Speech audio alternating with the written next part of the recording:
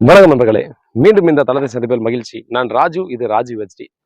So இன்னைக்கு நம்ம பார்க்கக்கூடிய வீடியோ பார்த்தீங்கன்னா, லா ஹெச்என்எஸ் ஏர் டிரான்ஸ்போர்டேஷன் ஹாஸ்பிட்டல்ல ஏர் டிரான்ஸ்போர்டேஷன் செஞ்ச ஒரு நண்பரோட ஒரு சூப்பரான டென்சிட்டிய பார்க்க போறோம். அதேபோல பார்த்தீங்கன்னா, அவங்களுக்கு வந்து கிட்டத்தட்ட 3000 கிராஃப்ட் வந்து ஏர் டிரான்ஸ்போர்டேஷன் செஞ்சிருக்காங்க. ஸோ 3000 கிராஃப்ட்னா எந்த அளவுக்கு டென்சிட்டி விப்பாங்க, அதேபோல பார்த்தீங்கன்னா, எந்த அளவுக்கு ஹெட்ட வந்து ஃபில் பண்ண முடியும் அப்படின்ற ஒரு விஷயத்த பார்க்க போறோம்.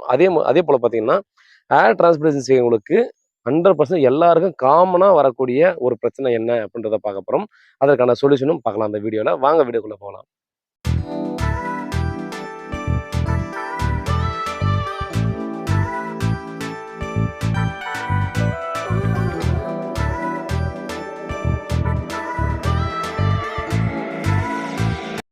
இப்ப கண்டிப்பா அந்த நண்பருக்கு பார்த்தீங்கன்னா, எந்த அளவுக்கு டென்சிட்டி வச்சிருக்காங்க அப்படின்ற ஒரு விஷயத்த நீங்க வந்து பார்த்திருப்பீங்க. ஸோ ஆக்சுவலா பார்த்தீங்க அப்படின்னா, இந்த அளவுக்கு கிராஃப்ட் வைக்கிறத பார்த்தீங்கன்னா, நெறைய பேரு சொல்லக்கூடியது ஒரு 4000 கிராஃப்ட் இந்த மாரிலாம் பார்த்தீங்கன்னா, கண்டிப்பா நெறைய பேர் சொல்லுவாங்க. ஸோ இந்த நண்பருக்கு பார்த்தீங்கன்னா, இதுவரைக்கும் வச்சிருக்கிறதான காரணம், அதாவது 3000 கிராஃப்ட்ன்னு சொன்னதுக்கான காரணம் பார்த்தீங்கன்னா, இவருக்கு ஃப்ரண்ட்ல பார்த்தீங்கன்னா, ஃபுல்லா பால்னஸ் இருந்தது. மேல போகும்போது பார்த்தீங்கன்னா, இதுக்கு மேல கொஞ்சம் டென்சிட்டி மட்டும் தான் வைக்க வேண்டியதா இருந்தது. ஸோ, அதனால பார்த்தீங்கன்னா, எந்த அளவுக்கு முடியுமோ, அந்த அளவுக்கு அவருக்கு ஃபுல் டென்சிட்டி குடுத்து, நம்ம வந்து கவர் பண்ணிக்கிட்டோம். ஸோ, அதனால பார்த்தீங்கன்னா, நீங்க வந்து ஏர் டிரான்ஸ்போர்டேஷன் செய்யும்போது, நீங்க உங்க ஹெட்டுக்கு எவ்வளோ கிராஃப்ட் தேவைப்படுன்றத கண்டிப்பா நீங்க முன்னாடியே செக் பண்ணிக்கங்க. ஒரு முறை இல்ல, பல முறை போய் பார்த்தீங்கன்னா, நீங்க நெறைய இடத்துல போயிட்டு என்கொயரி பண்ணி நீங்க செக் பண்ணாலும் பிரச்சனை இல்ல. அதனால பார்த்தீங்கன்னா, நீங்க வந்து அப்படியே கூட செக் பண்ணிக்கங்க. அதனால எந்த ஒரு இஷ்யூவுமே இல்ல.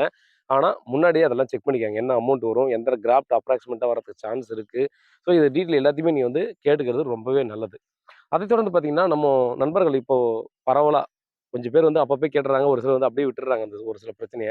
அதுல ஒரு பிரச்சனை காமனா வரக்கூடியது பார்த்தீங்கன்னா, நீங்க ஏர் டிரான்ஸ்போர்டேஷன் செஞ்சதுக்கு அப்புறமா நமக்கு டிரான்ஸ்போர்டேஷன் செய்றாங்க பார்த்தீங்களா?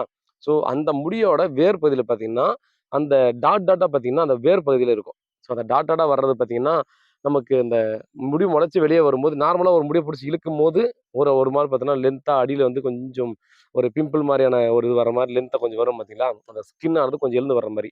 அந்த மாரி பார்த்தீங்க அப்டின்னா, நான் மேக்ஸிமம் எல்லாருக்குமே பார்த்தீங்கன்னா, அந்த அடிப்பகுதியில கொஞ்சம் டாட்டா நம்ம வந்து வர்றதுக்கான வாய்ப்புகள் இருக்கு. ஸோ வாய்ப்புகள் இருக்குல்ல, கண்டிப்பா எல்லாருக்குமே வரும். ஸோ அந்த பிரச்சனைய பார்த்தீங்க அப்டின்னா, நம்ம நண்பர்கள் வந்து அப்படியே விட்டுட்டு, ஆ 1 வருஷம், 2 வருஷம், இல்ல 6 மாசம், ஸோ அந்த மாரிலாம் பார்த்தீங்கன்னா, ஒரு 8 மாசம் அந்த மாரி டைம்ல பார்த்தீங்கன்னா, அதுக்கப்புறம் ஒரு பயத்தோடவே பார்த்தீங்கன்னா, அணுக ஆரம்பிச்சுடுறாங்க. ஐய்யய்யோ! என்ன ஆச்சுன்னு தெரியலையே! இந்த பிரச்சனைக்கான தீர்வு என்னன்னு தெரியலையேன்னு சொல்லி ரொம்ப பயப்படுறாங்க. ஆக்சுவலா அவ்ளோ பயப்பட வேண்டிய அவசியம்லாம் இல்ல அந்த பிரச்சனைக்கு. ஆக்சுவலா அந்த மாரி வரும்போது பார்த்தீங்கன்னா, ஒரு 6 டூ 8 மந்த் இல்ல. அதே போல பார்த்தீங்கன்னா, ஒரு 1 இயர். ஸோ 1 இயர்க்கு பார்த்தீங்கன்னா, அது எதுவுமே டிஸ்டர்ப் பண்ணாம அப்படியே விட்டுருங்க. அப்படியே விட்டதுக்கு அப்புறமா நமக்கு ஆ மேக்ஸிமம் எல்லா முடியும் பார்த்தீங்கன்னா, அந்த 1 இயர்க்குள்ள வந்துரும். ஸோ 1 இயர் அத எதுவும் டிஸ்டர்ப் பண்ணக்கூடாதுன்னு சொன்னதுக்கான காரணம், நம்ம ஒரு சில முடியெல்லாம் பார்த்தீங்க அப்படின்னா, நம்ம சரியா ரொம்ப லேட்டா வர்றதுக்கான சான்ஸ் இருக்கு. ஸோ லேட்டா வர்ற முடி வரும்போது பார்த்தீங்கன்னா, அந்த இடத்துல மசாஜ் குடுக்க தான் சொல்லுவாங்க. இப்ப நானும் பார்த்தீங்கன்னா, நம்ம நண்பர்களுக்கெல்லாம் சொல்றது வந்து, அந்த இடத்துல ஒரு சூப்பரா பார்த்தீங்கன்னா, ஒரு கிளாக் வைஸ், ஆன்டி கிளாக் வைஸா ஒரு மசாஜ் குடுங்க அப்படின்ற மாரி சொல்லுவேன். ஸோ அது கன்டினியூவா பண்ணும்போது பார்த்தீங்கன்னா, அந்த இடத்துல நமக்கு அந்த பிம்பிள் மாரி வருது பார்த்தீங்களா? அந்த வேர் பகுதியில, அதெல்லாம் பார்த்தா திரும்பவும் அமுங்கிட்டு நார்மல் ஆயிடும். பட் நம்ம வந்து ஒரு 6 மாசத்துக்குள்ளவே அந்த மாரி வருதுன்ற ஒரு பயத்துல பார்த்தீங்கன்னா, அத அழுத்த ஆரம்பிச்சோம் அப்படின்னா, ஆ ஒரு சில முடி வந்து லேட்டா வரும்ன்னு சொன்னேன் இல்லையா? ஸோ அந்த லேட்டா வர முடி வந்து வெளிய வர விடாம, திரும்ப ஒரு அழுத்தம் குடுக்கும்போது பார்த்தீங்கன்னா, திரும்ப உள்ளவே இருக்கிறதுக்கான சான்ஸ் இருக்கு. அதனால தான் பார்த்தீங்கன்னா, நம்ம வந்து ஒரு 6 மாசத்துலருந்து ஒரு மேக்ஸிமம் 1 வருஷம் வரையும் அத டிஸ்டர்ப் பண்ணக்கூடாது, அப்படின்ற மாரி சொல்றது. அதனால இப்போ நம்ம நண்பர் வந்து கேட்டிருந்தாரு, இந்த மாரி எனக்கு வந்து டிரான்ஸ்போர்டேஷன் செஞ்ச முடி எல்லாமும் வந்துருச்சுங்க. எனக்கு வந்துச்சுன்றது எனக்கு கன்ஃபார்ம் தெரியுது. பட் இந்த மாரி இருக்கு அப்படின்ற மாரி தான் கேட்டிருந்தாரு. அவருக்கு இந்த மசாஜ் பண்ற விஷயத்த வந்து அவருக்கு சொல்லியிருந்தேன். அதனால பார்த்தீங்கன்னா, இந்த மாரி பிரச்சனை யாருக்காவது இருக்கு அப்டின்னா, தயவு செஞ்சு அது வந்து நம்ம பெரிய இஷ்யூவா நீங்க நினைக்க வேணாம். உடனே எங்க கிளினிக்ல பார்த்தீங்கன்னா, அத அணுகி அதுக்கான சொல்யூஷன் என்ன அப்டின்றத நீங்க கேட்டுக்கங்க. இந்த மாரி ஒரு மசாஜ் பண்ணாவே போதும். நமக்கு அந்த பிரச்சனையானது சுலபமாவே பார்த்தீங்கன்னா, கொஞ்சம் கொஞ்சமா சரியாயிடும். ஸோ அதனால பார்த்தீங்கன்னா, மசாஜ் பண்றது நார்மலாவே பார்த்தீங்கன்னா, டிரான்ஸ்போர்டேஷன் செஞ்சவங்க தான்றதில்ல.